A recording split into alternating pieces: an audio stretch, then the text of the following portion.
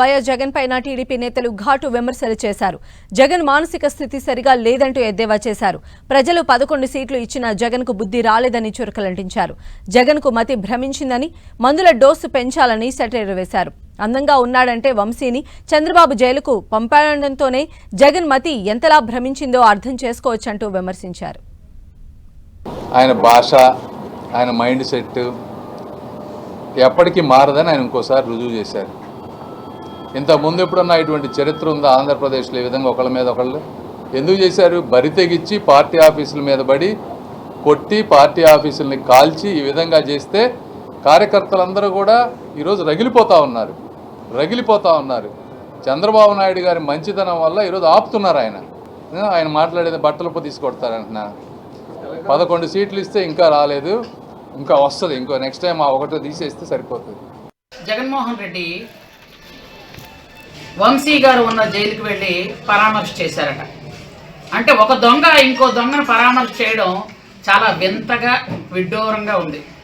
ఎందుకంటే ఇంతకు పూర్వం కక్ష సాధింపు చర్యలతో ఎవరినైనా అరెస్ట్ చేస్తే వాళ్ళని ఎవరైనా పరామర్శించడానికి వెళ్ళాలి అంటే ముందుగానే హౌస్ అరెస్టులు, ముందుగానే ఎవరిని బయటకు రానివ్వకుండా చేసే పద్ధతి ఉండేది. కానీ ఈరోజు ప్రజాస్వామ్య పద్ధతిలో ఒక మాజీ ముఖ్యమంత్రి, ప్రజెంట్ పులివెందుల ఎమ్మెల్యే ఒక దొంగని, ఒక కిడ్నాపర్ని పరామర్శించడానికి వెళ్ళాడు. ఆయన ఎవ్వరూ అడ్డలేదు. అక్కడికి వెళ్ళిన తర్వాత ఆయన ఏదేదో మాట్లాడేస్తున్నాడు ఇష్టం వచ్చినట్టుగా.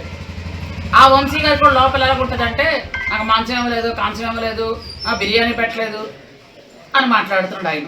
అంటే జైల్లో ఎలా ఉంటుందన్నది ఇప్పుడు తెలుసుకో బాబు, జైలు ఎలా ఉంటుంది అన్నది. ఎందుకంటే మీ నాయకుడు మాట్లాడుతున్నాడు కదా, మీరు చాలా అందంగా ఉంటారని జైల్లో పెట్టించారట. అంటే అసలు ఏంటి ఈ మాటలకు సంబంధం ఏంటో నాకు అర్థం ఉండదు.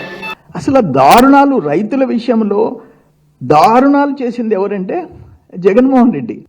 అటువంటి వాడివి ఈరోజు పోయి ఆడ చిందులేస్తా, ఎగరతా, డ్యాన్సులేస్తా, స్లోగన్స్ ఇస్తా, అమ్మాయి చేత యాక్ట్ చేయించి మీ ఐపాక్ టీము ఇది నవ్వాలో ఏడవాలో అర్థం కాని పరిస్థితి. నీకు అసలు ఆ సీరియస్నెస్ లేదా?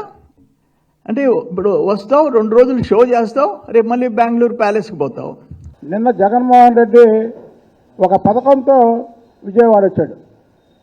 రాష్ట్రంలో ఉన్నటువంటి కిరాయి రౌడీలందరినీ కూడా విజయవాడ తరలించి నిన్న విజయవాడలో అల్లర్లు సృష్టించడానికి ఒక పథకం ప్రకారం జగన్మోహన్ రెడ్డి ఇచ్చేశాడు.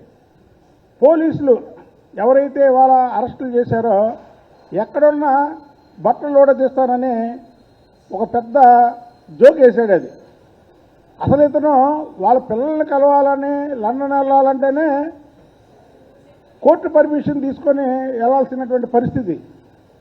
ఇతనంట పోలీసులు బట్టలు తీస్తాడట.